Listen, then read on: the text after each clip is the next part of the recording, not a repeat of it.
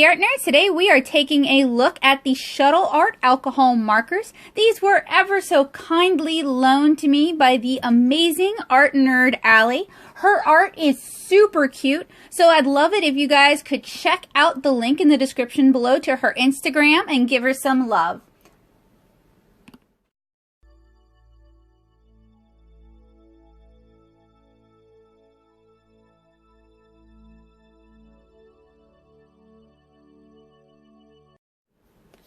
So since this set already belonged to someone and they were generous enough to allow me to borrow them to review them, it's a little bit different from your normal unbox and swatch video. This would not be possible without the generosity of Allie and my art nerds on Patreon. You guys can join the art nerd community at patreon.com/natosoup and help me continue to make honest reviews like this one possible. So the ShuttleArt alcohol markers are twin tip. They have a bullet nib and they have a chisel nib, and the packaging has already been removed. These are in a more convenient pouch, so I can't really speak to the original packaging.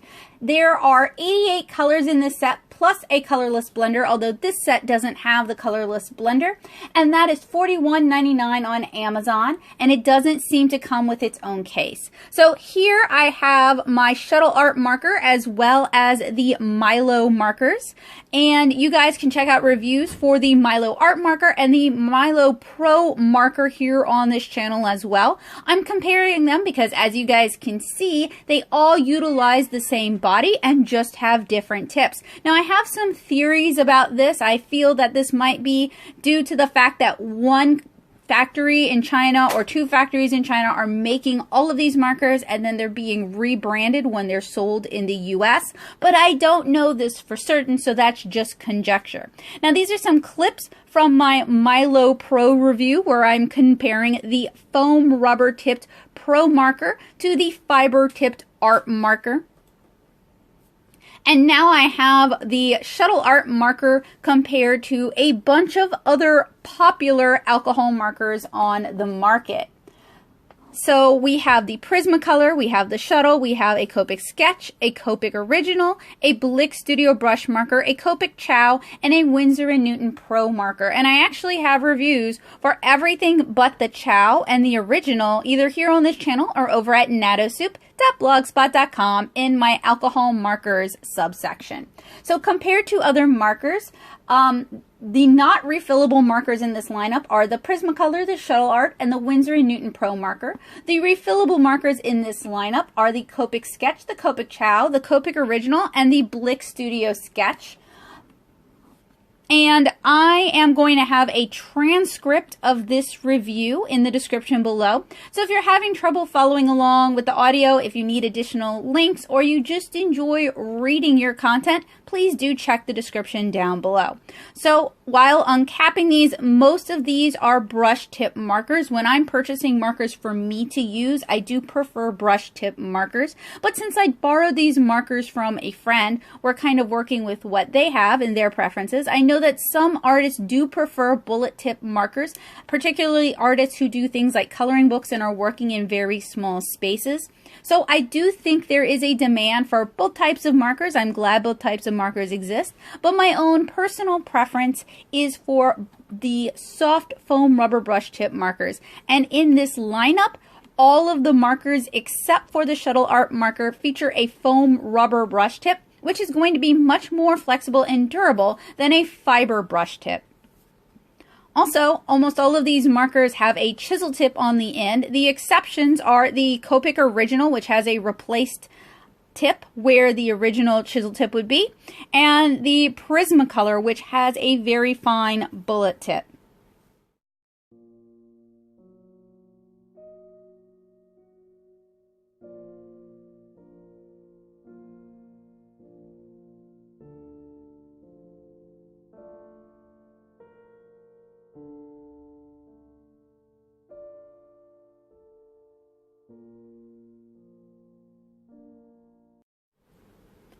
As I mentioned in the Milo markers videos, I think the build quality for that type of marker, including the ShuttleArt, is actually very high. These are well-made markers. The caps have little nubbin grooves on them, to help with grip. They're a little bit larger than your average alcohol marker. They're about the same size as the Prismacolor marker. So if you have arthritis or if you prefer larger markers, these might be a good pick for you. They're also some of the most affordable markers in this lineup. As I mentioned earlier, the 88 color set is $49.99 on Amazon. There's also a 51 color set for $26.99 and a 121 color set for $57 on Amazon. And the 21 color set seems to be the only set that comes with a case based on the photos on Amazon.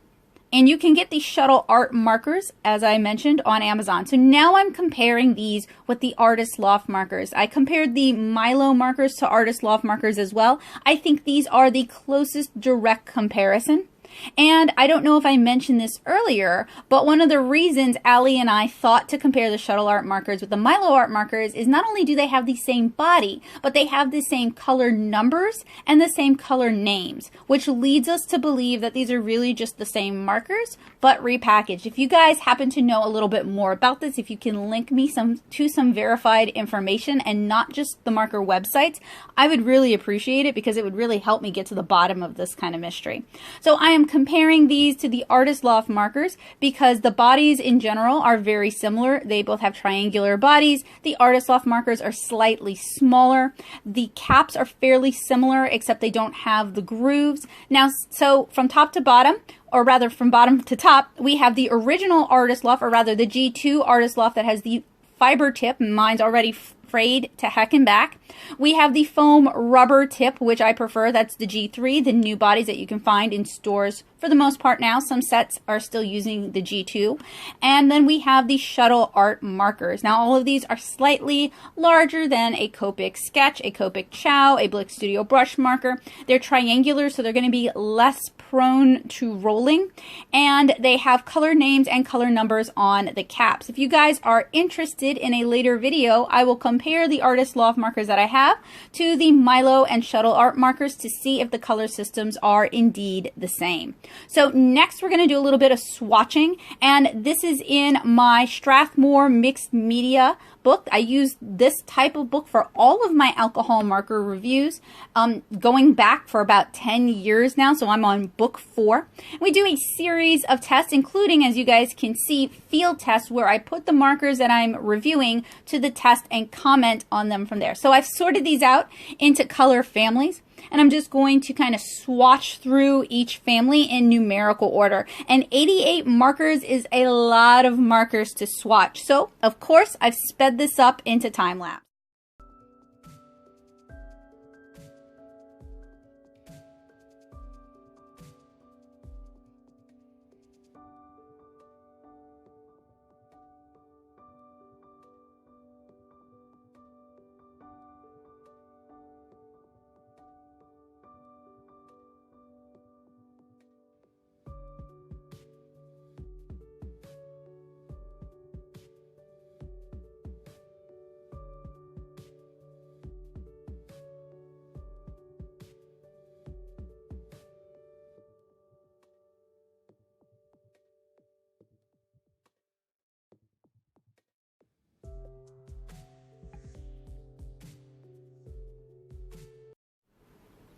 So while sorting and swatching these markers, I noticed that there is no colorless blender. There are some pastels among the pinks, but not as many pastels in other colors, and pastels are really important for blending and color development.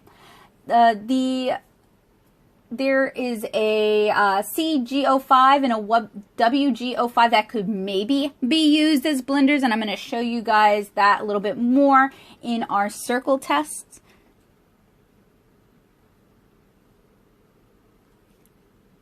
In general, I think the color range is good. There's good representation of a wide variety of colors. I would like to see more pastels. I think the amount of skin tones is acceptable. That's another area I'd like to see further developed.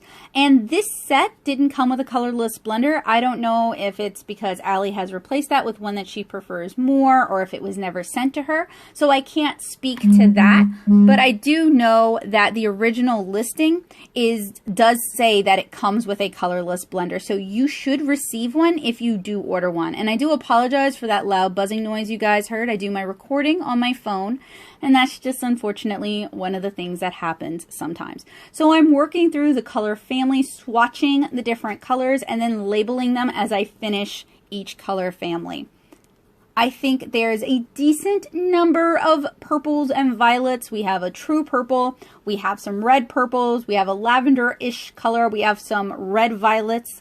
I would like to see, again, like I said, more skin tones, more browns. The browns are a little bit lacking. I know those aren't particularly exciting for some artists. Some artists really want the really saturated colors. But if you do a lot of portraits, if you draw a lot of people, having good skin tones and good browns are really important. The range from greens to blues are really nice. We have some olive greens. We have one true green. I'd like to see maybe like a Viridian, a true Viridian in there. I know there's one labeled Viridian, but it doesn't really feel like Viridian. There's some colors that are really, really close, like 50, 54, 55, are all too similar considering we're trying to cover like 10 different color families here. There are a lot of grays. We have cool grays, we have blue grays, we have a gray green, we have warm grays, and we have black. We also have two fluorescents, as you guys will see in a moment, with 123 and 122. You could also say that number 89 is a fluorescent, and maybe you could call 46 a fluorescent. I don't really think 46 counts as a fluorescent. And you could maybe say number 64, but none of them are quite as fluoro, quite as highlighter color as 123 and 122. The color families start with 1, 2, 3, 4, 5, 6, 7, and 9, and those are all sort of pinker hues, with the 10s being reds, the 20s being oranges, the 30s being yellows, the 40s being yellow greens, the 50s being true greens, the 60s being blue greens, the 70s, which are the least represented, being true blues, warmer blues. There's not really enough there. The 80s being sort of like, not really blue violet, more just like violet trending towards red. The 90s being earthy tones, the 80s being red violet-y kind of colors, the 100s being earthy tones again. Then the 120s are sort of like our, minus the black, which is number 120. Our 120s are the fluoro colors. And then we have the cool greens, the blue greens, the green greens, and the warm greens. So I would say let me know in the comments below what kind of color gamut you guys like for your alcohol markers, but I think by now we may have lost the ability to comment on YouTube based on some recent changes. So let me know on my Discord, the Paint Box, what your preferred color gamut is, and you guys will find a link to the Paint Box in the description below. If you're under the age of 13, please make sure you have parental consent and supervision when you're interacting using any adult space, from YouTube to Discord. I know people don't like hearing that, but it is our responsibility as adults to put that disclaimer out there and to remind you guys that you do need parental consent and parental supervision when you're interacting on sites like Discord, Twitter, Instagram, YouTube.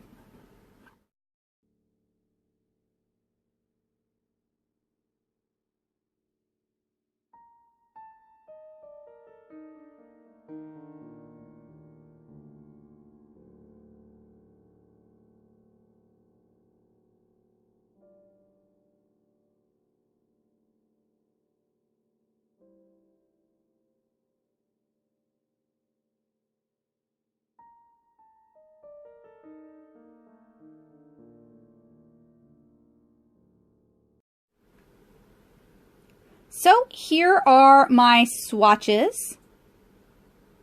That's 88 colors minus a colorless blender, but as you guys can see, you could maybe use cool gray 0.05 and warm gray 0.05 as blenders. And gosh, that was a hard sentence to say. I don't know why it was so difficult. And we get a lot of really bright, fun, attractive colors. Those are the reason people pick up boxes of markers, but we don't necessarily get a lot of good, workable colors for everyday art. So next we're going to do our circle blend-in test, and I am going to use the bullet nib to sketch it in, and I turned off the audio for this, but I'll tell you guys it made a really horrible screeching noise. So these are very feedbacky markers. These are somewhat bleedy, and both nibs give a lot of audible feedback, but they blend well color into color. They remind me a lot of the Milo art markers.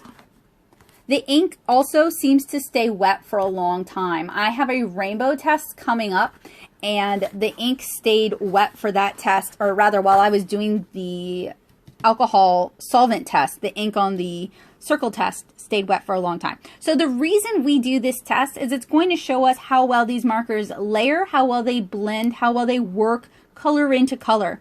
And even though we're limited to a bullet nib and a chisel nib, and I'm doing most of my color application with the chisel nib, which is going to have implications later on that we'll discuss during the upcoming field test video, these are very blendable markers. These are colors that are very eager to blend color into color, but they are also extremely prone to bleeding and feathering out. So that's something you're going to want to keep in mind when you're using these markers, and if you're considering these markers. They put down so much ink that they're great at blending, but they put down so much ink that they're very prone to bleeding.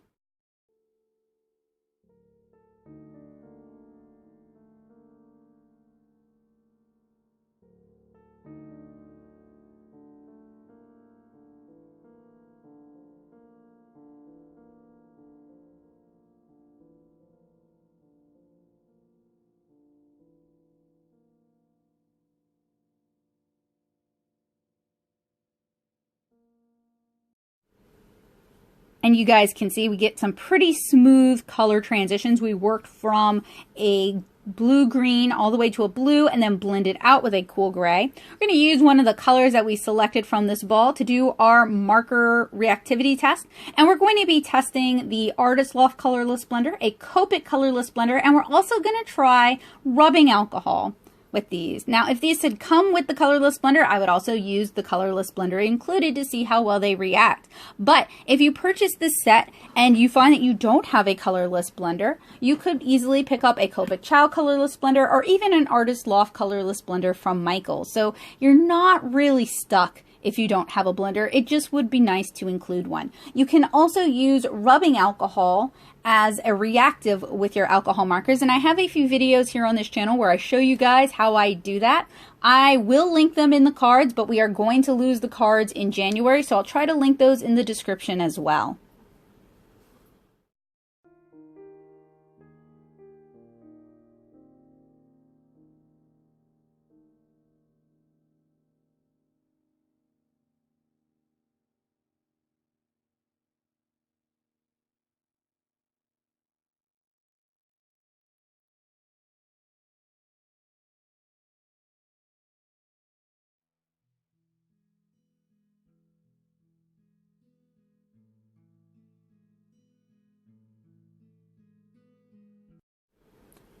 All three solvents were very reactive with these markers. So next we're going to do our stripe test, and I've selected several pinks for this. I'm going from very, very light pink all the way to a very dark violet. So I'm using 7, 17, 6, 87, 5, and 82 for this test. And as you guys can see, I'm just blending back with the prior color. And I have videos where I explain how alcohol markers actually work and how they actually blend. I'll link that in the description below. Those are aimed at Copic, but the principles in terms of blending alcohol markers are not going to change marker to marker. So long as your solvent is an alcohol, they should blend the same. The only exception is the Winsor and Newton pigment markers, which kind of do their own thing. Those are a little bit weird.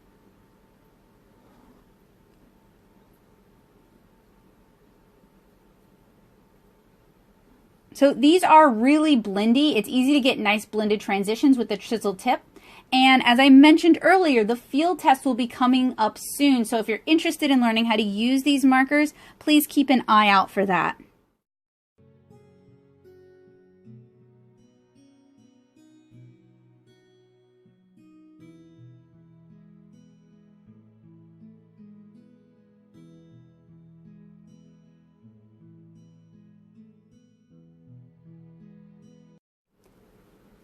All right, so what's my verdict on the ShuttleArt alcohol markers? Well, by now y'all should know I'm pretty biased towards brush tip alcohol markers, but not every artist feels the same way. So of course, if you're not a brush marker user, you should consider alternate reviews before you make your purchase. I found these markers to be pretty good. I'm excited about trying the feel test. I'm looking forward to using these colors, blending these colors, and seeing how these colors actually handle in a real world situation. As I pointed out with the Milo art marker, I'm a little disappointed that so much space is given over to grays, and I'm a little frustrated that we have so many colors that are basically the same color included in the set at the exclusion of better skin tones, at the exclusion of more earth tones, and at the exclusion of pastels that could be used for blending. So those are kind of a couple of nitpicks. These are super affordable markers though. They're like less than $1 per marker. In fact, it's like 50 cents per marker depending on which set you get. So if you're interested in trying out alcohol markers, you've never used them before, this could be a way to get into alcohol markers. But what I would actually recommend is you try the Blick Studio brush markers, order like a 10-pack, see if you like those, or even just pick up a few Artist Loft markers, open stock, see if you even like using alcohol markers before you dump $40 on a set. So this could be a really good way to get a lot of colors if you already have some colors and you just want a lot of colors because you find that you're running out of certain colors that you need. So, not a bad set. Look forward to trying it out in the field test. I want to thank you guys so much for watching. If you enjoyed this video, hit me up on Discord and have a great day.